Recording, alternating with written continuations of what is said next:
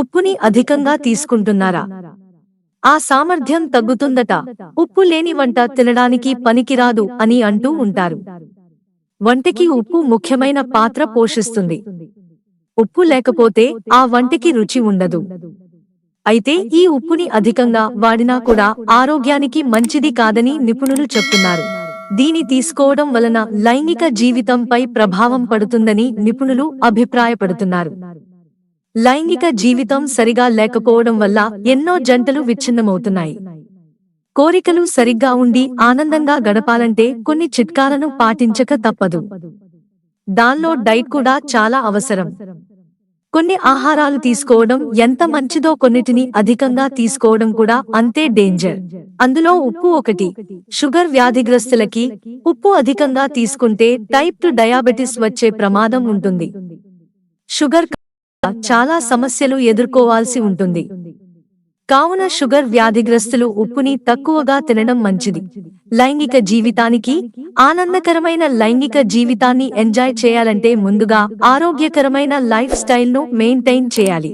మరి ప్రధానంగా అధిక బరువును తగ్గించుకోవాలి. హెల్తీ డైట్ అలవాటు చేసుకోవాలి. ప్రాసెస్ ఫుడ్ కి దూరంగా ఉండాలి. పుష్కలంగా తాజా కూరగాయలు, పండ్లు తీసుకోవాలి. బిపి చెక్ చేసుకోవాలి. అంగస్తంభనను సాధించడానికి మెయింటైన్ చేయడానికి రక్త ప్రసరణ చాలా ముఖ్యం. మీరు దీనివల్ల సమస్యను ఫేస్ చేస్తే మీ బీపీని చెక్ చేసుకోవడం చాలా మంచిది. ఆడవారికి కూడా ఉప్పు అధికంగా తీసుకుంటే లైంగిక జీవితంపై ఎఫెక్ట్ పడుతుంది. కేవలం మగవారికే కాదు, ఆడవారిపై కూడా ఈ ప్రభావం చూపుతుంది.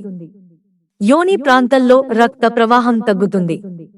దీనివల్ల అంగస్తంభన సమస్యలు ఎదుర్కోవాల్సి వస్తుంది. అలసట, ఉప్పు అధికంగా తీసుకుంటే బీపీ పెరుగుతుంది. దీనివలన నీరసం, అలసట వస్తుంది. ఈ కారణంగా కోరికలు తగ్గుతాయి.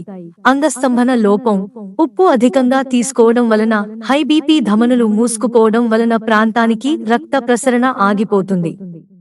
పెల్విస్ కి రక్త ప్రసరణ అడ్డుకుంటుంది. ఇది అంగస్తంభన ప్రధాన కారణాలలో ఒకటి.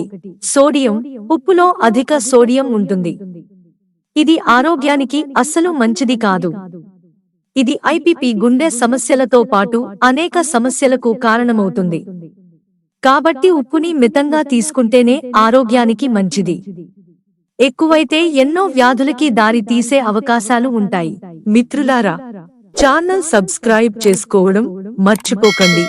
ధన్యవాదాలు.